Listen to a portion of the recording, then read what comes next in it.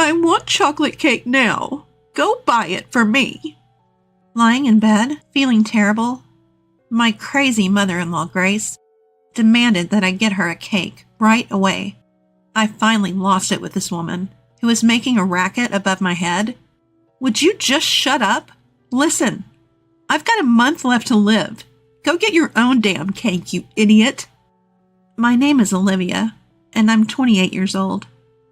I met my husband David through a friend, and we got married after dating for 3 years.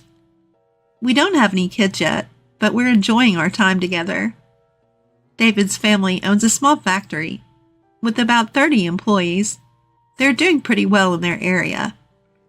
The company was founded by my late father-in-law, and I heard from David that it grew with the combined efforts of the employees. Now David's sister Sophia is running the company as the CEO. By the way, she's not married. Sophia has a knack for business, and the company's performance has improved recently. Must be Sophia's great communication skills, just like Mom, David said. Sophia was indeed friendly and approachable, even to me when we first met. I'm Sophia, your sister-in-law. I'm so happy to have such a cute sister. She grabbed my hand and said this with a wonderful smile. As someone who only has brothers, I was also happy to feel like I had gained a sister. So far, it sounds like I have nothing to complain about, but that's not the case. The problem is my mother-in-law. Our company has coffee breaks at 10 a.m. and 3 p.m., and I really hate those times. And here's why. Sorry, Olivia. I'm a bit tied up. Could you get Mom's coffee? When I hear that, my mood instantly drops. The family home is next to the factory, and my mother-in-law chose to retire and stay home after my father-in-law passed away. However, she seemed to cherish this coffee break, saying, I've been waiting for you. So, Olivia, I wanted to talk to Sophia. She gave me a blatantly disappointed look. Naturally, she wasn't in a good mood, and as she was about to leave with a wry smile, she said, Hey, I have something to say to you, so sit here. And then she complains to me until the break is over. So, you've been married for 3 years and still no kids. What can I do? Having kids isn't something you can control. And if I stay quiet, she gets even more irritated. Why such a gloomy face? I wonder why David chose someone like you. Plus, given your parents, who knows how long you'll live?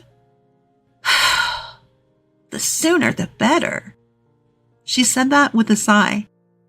Hearing her say that, especially about my parents, really gets me down.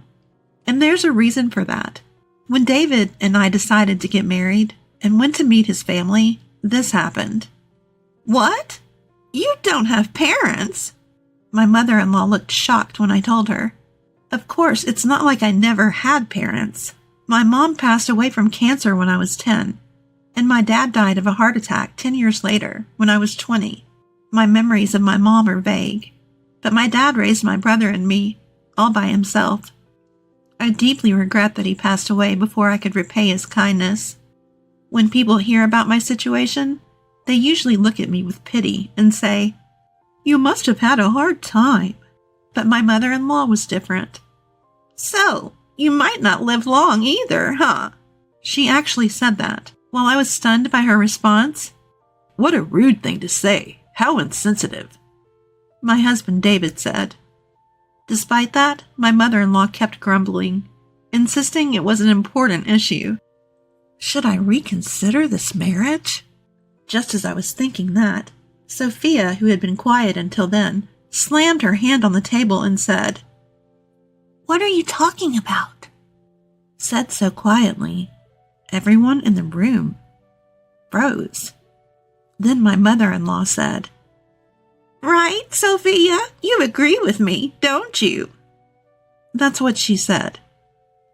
Sophia coldly responded, What?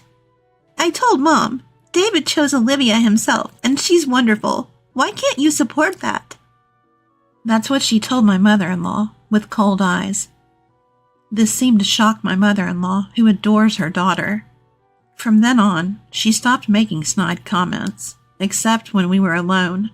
Even during the twice daily coffee breaks, she looked disappointed when I brought her coffee instead of Sophia. David and I rented a room near his family home, so the only time I had to endure her complaints was during those 10-minute coffee breaks. I'm so glad we don't live together. But my peace was suddenly shattered. That year, a record-breaking hurricane brought a lot of misfortune my way. Olivia, hurry! Something terrible has happened. I'd never heard David sound so panicked. I rushed to the living room to find it in complete disarray. What is this? Our ceiling was leaking terribly due to the hurricane. It wasn't just our room. The owner contacted us to say it was the same in other rooms. It seemed impossible to repair while living there, so we had to find temporary housing. Sophia cheerfully suggested, "Why are you worrying? Just live with us. Your commute will be 30 seconds. Sophia said that with an innocent look on her face. So, we ended up staying with David's family for a while. Welcome home, David. The leak must have been tough, but Mom is happy we can live together again. My mother-in-law greeted us cheerfully, but David mostly ignored her, like a teenager in a rebellious phase. And finally she said, "Oh, Olivia, you're here too. I didn't notice because you're so quiet. Smile more." Frustrated, my husband made a face, and all I could do was force a smile, knowing we'd be staying there for a while. After moving in together, I witnessed something quite peculiar. The first time I saw it was during dinner on our first night living together. Wanting to show my gratitude, I cooked dinner: bread, soup, and steak. It wasn't a glamorous menu, but my mother-in-law and sister-in-law said it was delicious and ate it all. I remember feeling genuinely relieved. After a while, my mother-in-law suddenly got up and brought a container from the fridge.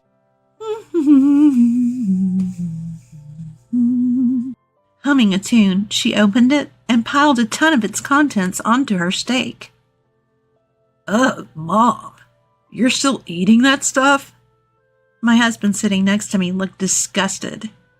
Sophia, my sister-in-law, rolled her eyes and said, "She won't stop, no matter how many times I tell her. I've given up." She then burst into laughter. At first, I couldn't tell what was on top of the steak. Upon closer inspection, I realized it was jam. While sweet sauces on meat aren't unheard of, adding jam to a seasoned steak was just bizarre. "When you eat something salty, you crave something sweet, right? That's why," she said, looking quite pleased with herself. Honestly, it gave me heartburn just watching her. For the record, I'm not a fan of sweet sauces on meat. "Come on, Olivia, why don't you try it? It's delicious," Mother-in-law said, turning to me for the first time. I didn't want to eat it either, but I forced a smile.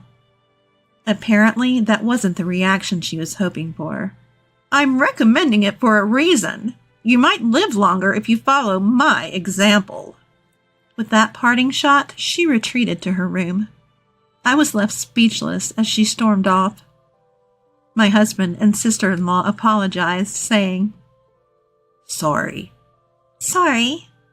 Mom's at it again with her nonsense." Apparently, mother-in-law has a serious sweet tooth and doesn't feel her day is complete without eating a cake. Amazingly, her annual health checkups always come back normal. Come to think of it, she's always eating cake during our 3 p.m. coffee breaks. I remember that. I like cake too, but not every day. It would get monotonous. And what about blood sugar levels? I've always been cautious about my health, especially since both my parents had short lifespans. So mother-in-law's jam steak was quite a shock. "Wait, does Sophia buy the cake every day?" Caught off guard, Sophia admitted. "Yeah, she makes me go buy it. She says it's embarrassing for her to do it herself. Thanks to that, I've become good friends with all the local cake shops." Sophia said, laughing. Watching this, my husband David said, "Sophia, this isn't a laughing matter. Mom's getting older. She needs to start caring about her health. I've always left it to Sophia to deal with Mom, and I feel bad about it. With that, my husband continued to look exasperated. Well, I think you guys will have to help out more from now on, Sophia said with a cheerful face, and I braced myself for more interactions with mother-in-law. Living with my in-laws made my commute much shorter, so I took the initiative to do household chores before and after work. I tried to engage my mother-in-law in conversation, but she often gave me the cold shoulder or outright ignored me. Despite that, she never missed an opportunity to complain about the kids during our coffee breaks. Since moving here, I've had more bad days. Must be the stress. My spirits were low. My husband noticed and offered multiple times to go to the doctor with me. Let's move out and stay at a hotel temporarily, he suggested, but I declined because it felt like a waste of money and the nearest hotel was still a bit far. Then, the worst thing happened. A business trip for a whole week? I was speechless at the news from my husband. The reason for my despair? Sophia, my sister-in-law, would be going too, meaning I'd be alone with mother-in-law. Yes, I'm saying that. My husband offered to take me with him, but I thought it's just a week. I hope I can handle it, especially since I still wasn't feeling well. On the day they left, Sophia sent me a mother-in-law survival guide to my phone. If anything happens, just feed her cake and you'll be fine. I couldn't help but laugh. The list included local cake shops and mother-in-law's favorite cakes from each. For someone like me, who was bracing for a tough week, this info was a godsend. In a week, our home renovations would be done, and we could move back. I thought I could manage, but that optimism crumbled on the first night. When I returned from work, mother-in-law was blocking the entrance. You know why I'm angry, don't you? No, I don't. I'm not psychic. Losing patience, mother-in-law snapped. You missed both the 10 a.m. and 3 p.m. coffee breaks today. Her words caught me off guard. Indeed, with my husband and Sophia away and end-of-month tasks piling up, I'd completely forgotten about mother-in-law's coffee breaks, and I myself never had a coffee break. I thought she'd understand since she used to work, but she yelled, The moment we're alone, you start this harassment? You wicked woman! She said that with an angry look on her face. I felt a huge disconnect with her. Why am I getting yelled at like this? Do I deserve to be called wicked? Suppressing my anger, I thought, it's just a few more days, and said, I did buy cake during my lunch break. It's in the office fridge. Sorry I didn't bring it. Here you go. Her face instantly changed from angry to smiling. Let's forget about today. Don't forget tomorrow, okay? She said and cheerfully went back to her room. I'll just call her the cake demon from now on. From then on, I never forgot the coffee breaks, knowing how troublesome it would be to upset mother-in-law. On the day my husband and Sophia were due back, I felt so stressed that I was hit with nausea, headaches, and a loss of appetite. I took the day off and went to the hospital. It's pretty bad. Can your family come right away? I couldn't stop crying at the doctor's words. I was told I have cancer, and at most 6 months, maybe even just 1 month to live. I returned home, my face tear-streaked and my body shaky, and lay down on the bed. The door burst open. What are you doing skipping work? Sophia and David are working hard and you're slacking off? Her screeching worsened my headache. I didn't have the energy to respond, so I just said, I'm not feeling well, and closed my eyes. Mother-in-law didn't seem to like it either. She didn't want to leave the room and still complained to me. She continued to complain, saying things like, That's why you can't have kids. And, Who knows if you'll live long? I just kept silent, pretending to sleep. I pretended to be asleep. Then, out of nowhere, she asked about today's coffee break. Is she really this stupid? I thought, opening my eyes to see her standing over me. Grace, I'm sorry. I'm not feeling well enough to go shopping today. Could you please? She cut me off. I don't care. I want chocolate cake now. Go buy it. You're probably faking it. She screamed at me louder than ever. My frustration exploded at the woman in front of me who was selfish like a child. Shut up. Listen to me. I have 1 month to live. Go buy your own damn cake, you idiot. What? My words seemed to stun my mother-in-law, who looked at me with wide eyes. Then, from behind mother-in-law, Mom, what are you doing? And Olivia, what do you mean by 1 more month? My husband with a pale face and my sister-in-law, who looked equally concerned, were standing there. Weren't you coming back tomorrow? Ignoring the visibly shaken mother-in-law, my husband came to my side. I felt so relieved by his actions that I burst into tears.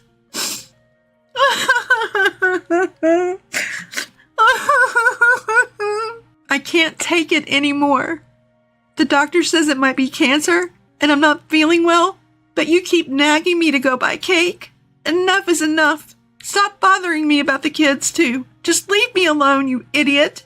I let out all my resentment towards mother-in-law while crying. My husband and sister-in-law looked at mother-in-law with cold eyes. Sending a sick person to buy cake? Are you stupid? Sophia, who's usually all smiles, had a face I'd never seen before. A terrifying one. You've been making snide remarks about the kids. Look, I didn't say anything because it's a private matter, but the reason we can't have kids is me. My husband raised his voice as he said this. In reality, about a year after we got married, we consulted a doctor because we were having trouble conceiving. The test showed that I was fine, but my husband's numbers were low. He felt really down about it and kept apologizing to me with a sad face. I didn't want to make him feel that way, so I avoided talking about kids as much as possible. I did want children, but I thought life with just my husband was enough. I never considered leaving him because we couldn't have kids. I didn't tell mother-in-law because I knew she'd start nagging my husband next. I didn't want that.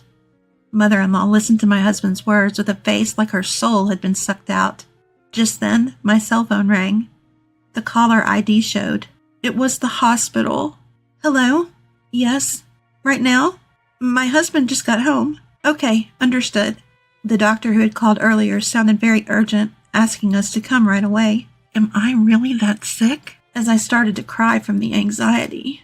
It's okay, Olivia. Can you stand? I'm with you. My husband, who also looked like he was about to cry, and I rushed to the hospital. As we were leaving, I caught a glimpse of mother-in-law get a stern lecture from Sophia. When we arrived at the hospital, we were immediately ushered into a room where the doctor and even the hospital director were waiting to offer us a deep apology. A misdiagnosis? According to the doctor, they had mixed up my medical records with another patient who had the same name and birth date as me. I couldn't believe such a thing could happen, but the doctor did look extremely worn out. This incident was later covered in a local news segment, and the hospital vowed to review its working conditions. I'm not a specialist, but Olivia's symptoms might be. We were then referred to another hospital. When we returned to my in-law's house, mother-in-law seemed to have been scolded by Sophia and was shrinking in her seat. Sophia later told me she was worried that her newlywed son might lose his wife and be heartbroken. It might be love turned inside out, but it was a real hassle. Seeing our tear-streaked faces, even mother-in-law broke down. Did I really do something that bad? She started crying. So what about Olivia? Sophia asked with a concerned look. I'm pregnant, I said, tears of joy filling my eyes. My husband was also shedding tears of happiness beside me. We immediately went to the maternity hospital as advised. It's still early, but yes, you're pregnant. We can confirm the heartbeat. Hearing that, we both burst into tears, even though we were in a hospital. Sophia also cried, saying, I'm so glad, so very glad. As for what happened next, Sophia got engaged to her long-term boyfriend. and moved to another state with him after quitting her job. We had heard about this before, so it wasn't a surprise. My husband, who was taking over as the new CEO, seemed to have his hands full with client visits. The business trip, by the way, was for that reason. He told me later that he was able to come home a day early because it ended sooner than expected. Mother-in-law seemed to know nothing about it. What? Getting married? Quitting her job and moving to another state? And was shocked. Sophia told her, "Yeah, I told you, remember?" "Well, it doesn't matter. It's settled." Mother-in-law was in a daze, and we all laughed.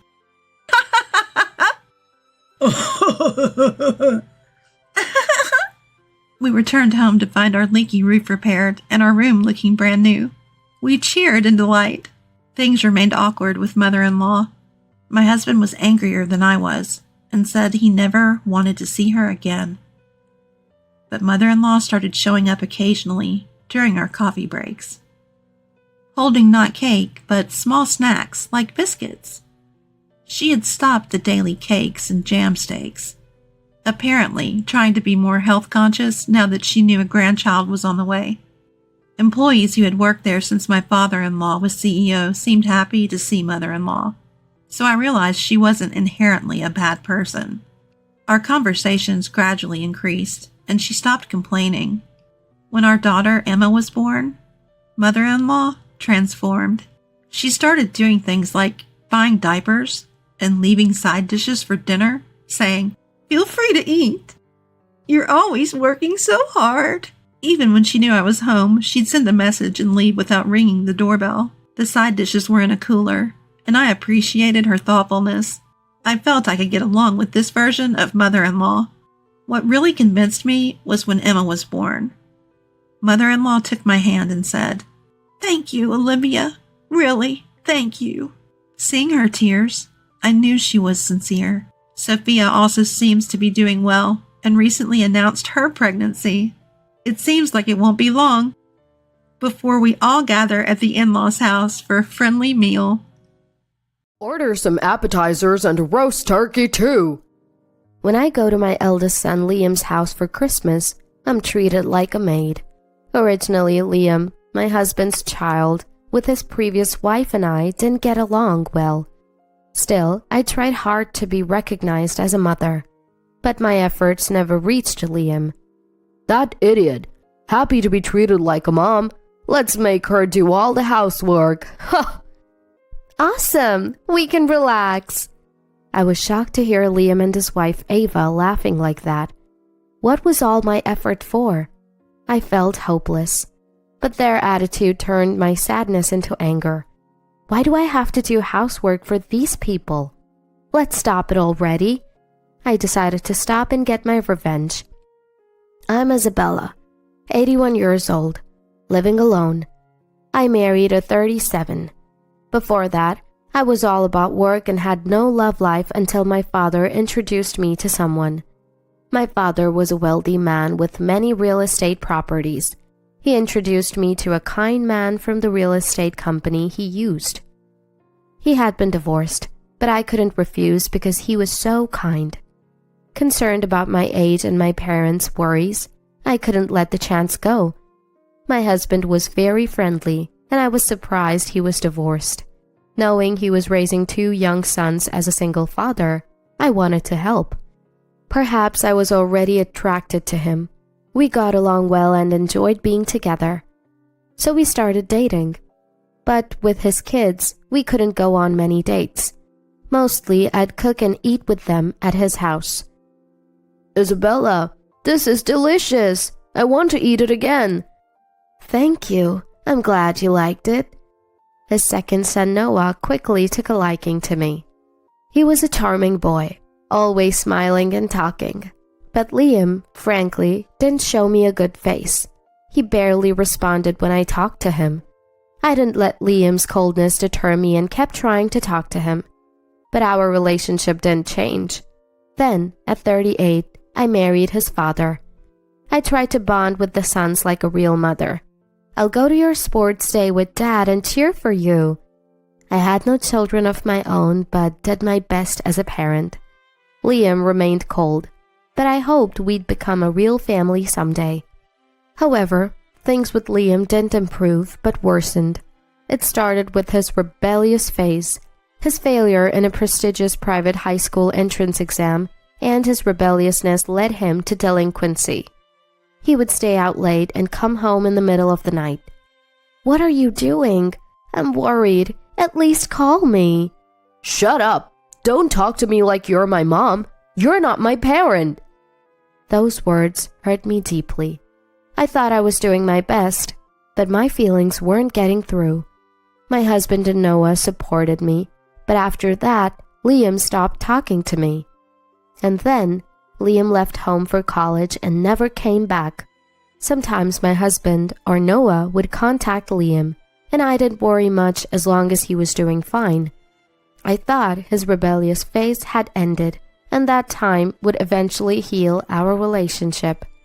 Then, both of my sons went on to college, jobs, and marriage, each starting their own lives. Their growth was so rapid, it was deeply moving. I was looking forward to enjoying life with just my husband. I thought so, but life wasn't so kind. My husband died in a car accident, hit by a drunk driver while returning from drinking with friends. I was stunned by this sudden loss. He was still so healthy. I wasn't ready to say goodbye. Why him? My emotions were overwhelming. Even after the funeral, I couldn't stop crying. Noah kindly spoke to me afterward. Mom, if anything happens, rely on us. We're family. Those words were my salvation. Liam seemed concerned too, helping with greetings and funeral arrangements. I was grateful to have met these children. They were the greatest gift from my husband. I was so grateful. Though I was widowed, I wasn't alone, which was a small comfort. But now I was living alone. The house felt too large without my husband. Maybe I should get a dog, I thought, when Liam came to visit. "What's the matter? It's rare to see you." I hadn't contacted him in decades. My husband had phoned and met him, but the last time I saw Liam was at his wedding and then my husband's funeral. We hadn't been in touch at all, and it was our first time talking alone. I felt strangely nervous, my back straightening. I have a favor to ask. "A favor?" I need to borrow some money. "What? Why?" I was in a hit-and-run accident and car repairs are expensive. This month's been tight. "That's terrible. How much do you need?" $20,000, but... I see. All right, I'll transfer it. Can you give me your account number? Really? Are you sure? Liam was very surprised. $20,000 isn't a small amount, but helping a son in trouble is a parent's duty, and I was happy that Liam finally relied on me. It's a parent's nature to want to help. "We're family. You can always ask." Thank you, Mom. It was the first time Liam called me Mom. I was overjoyed, feeling finally recognized as family. I thought my long struggles had paid off, but I was mistaken. In December, Liam called. Mom, would you like to come over for Christmas? Really? Can I? Of course. Dad's gone and you're alone, right? You should spend it at our place. I was moved. The once rebellious Liam was now so considerate. I was deeply touched that Liam, who was troublesome since high school, had grown so much. I eagerly accepted the invitation and prepared for my visit. I decided to stay from the 22nd to the 26th. I asked several times if it was too long, but he cheerfully assured me it was fine, so I took Liam at his word. Liam and Ava lived in an apartment. My first visit to Liam's place revealed a two-room home that felt cluttered. Though spacious, it felt cramped with too many things. "So this is where you live?" It's the first time you've been here, Mom. It's been a while since you've seen Ava, right? "Isabella, it's been since the funeral." Ava was wearing exaggerated false eyelashes and heavy makeup. She looked much younger than her late 50s, more so than at the funeral. Sorry to ask, but could you sleep in the living room? There's a sofa. Oh, okay. I was surprised by this unexpected turn of events. The house was small, and there were no guest blankets. Staying here for days? I couldn't hide my confusion. However, Liam and Ava seemed completely unbothered. Then Liam said to me, We really wanted to eat your cooking, Isabella. Can you make something? I've heard Isabella's cooking is delicious, and I wanted to try it too. Of course. Can I use whatever's in the fridge? Go right ahead.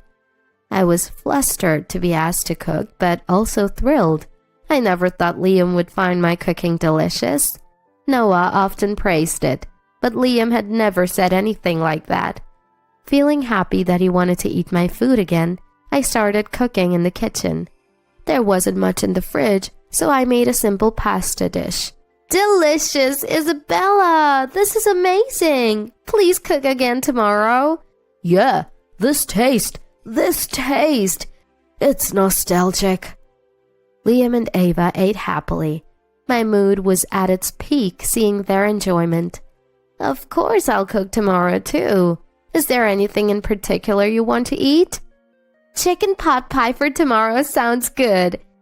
Chicken pot pie for dinner, right? How about pizza for lunch?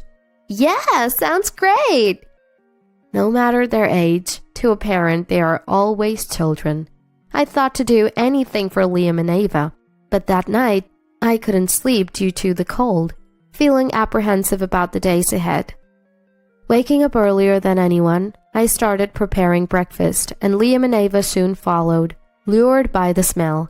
Waking up to a ready breakfast is the best. Thank you. They started their meal with smiles.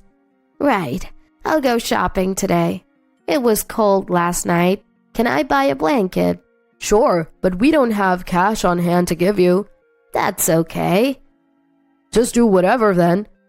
Liam's indifferent response bothered me, but I decided to go shopping after cleaning up breakfast.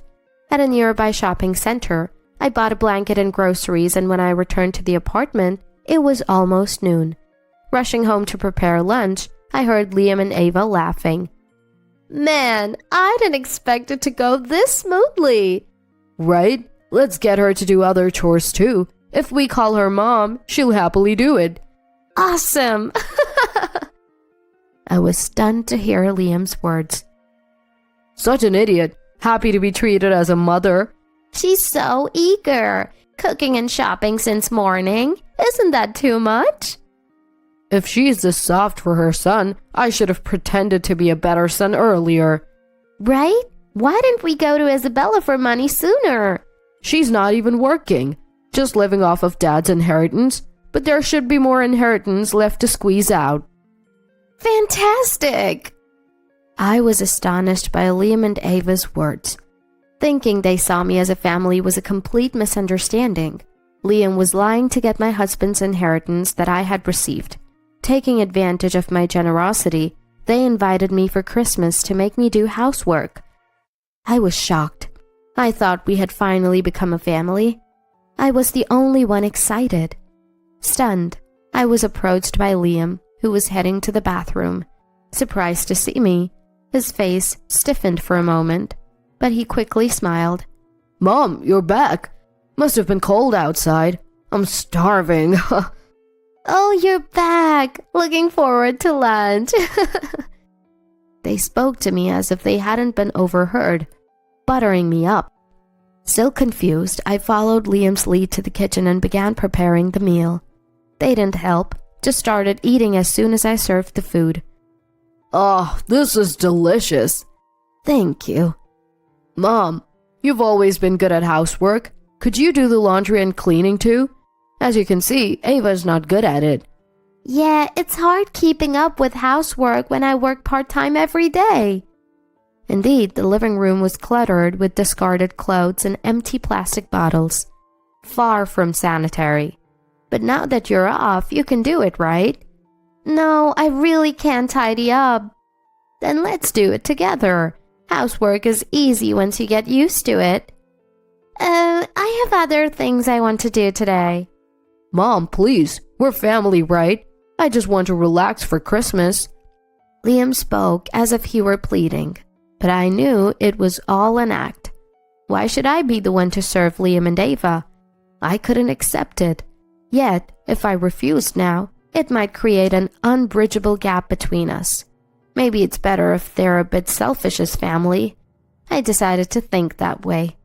All right, but I'd like you to help me a little. Yes. Thank you, Mom. In the end, they didn't help me at all with the housework. Instead, their behavior became increasingly arrogant. On Christmas Eve, Liam and Ava started drinking from noon, laughing stupidly while watching TV. Mom, is dinner ready yet? You're slow. Hey, did you wash this shirt yesterday? I wanted to wear it today. Mom, bring me a beer. I want some appetizers. They just lounged on the sofa, treating me like a servant. Why am I doing housework for these people? This isn't how families should treat each other. I had reached my limit and spoke to them. Why don't you stop drinking from noon and do some cleaning? I'm not the only one who should be doing housework. Drunk, Liam and Ava glared at me fiercely. What? Shut up, you old hag. Don't talk back. Right. Tell her more. You should be grateful we're even acknowledging you as family. You blood unrelated old woman. Show your gratitude through housework. It's better than being alone at home, right? Be thankful to us. Liam and Ava were completely mocking me. At that moment, my feelings for Liam disappeared. Why had I been so desperate to become family with such people? It's better to be alone than to be family with them. I have Noah. I don't want to live being looked down upon and used by these people. Unaware of my feelings, they continued to order me around. Can we order steak for Christmas? For Christmas, it's got to be appetizers, right? Order some appetizers and a roast turkey too. Please. Without even looking at me, they spoke. I had an idea for a little revenge. Understood. I ordered appetizers and a roast turkey for delivery. Delivery culture has become widespread. Even high-end restaurants do it now. It's convenient to eat high-end appetizers and roast turkey at home. I ordered the most expensive one, totaling $3,000. Of course, cash on delivery. Then, leaving a note saying, "I'm going back to my house," I returned to my own home. 5 hours later, back at my house, Liam called me as I was having a quiet dinner. Hello? Hey, why did you just leave? Seems he finally realized my revenge. I suppressed a smile and coughed to stay calm. Leave? I'm just going back to my own house. Why do I need permission? Don't talk back. More importantly, why are the appetizers and roast turkey $3,000? How can we afford that? It's from a nice place. I splurged for Christmas. Trying not to laugh, I spoke, and Liam and Ava's voices got louder. They must be red-faced and angry now. We didn't ask you to order something that expensive.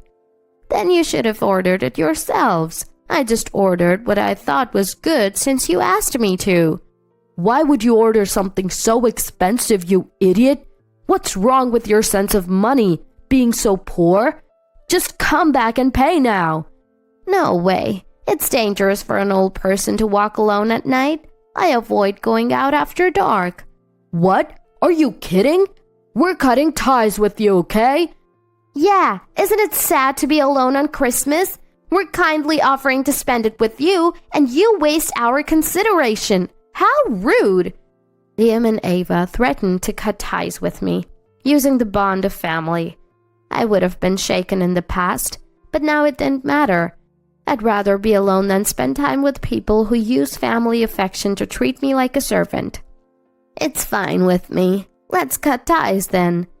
Are you sure? A poor person with only dad's inheritance. Don't come to us for money when you're in trouble. Even if you ask, we won't lend you any. Just so you know, we're not going to take care of you either. Noah doesn't live nearby, right? So if you need care, there's no one to look after you, right? Poor thing, with no money and no one to care for you. Liam and Ava seemed to think they were in a position of advantage. They always misunderstood that I was poor.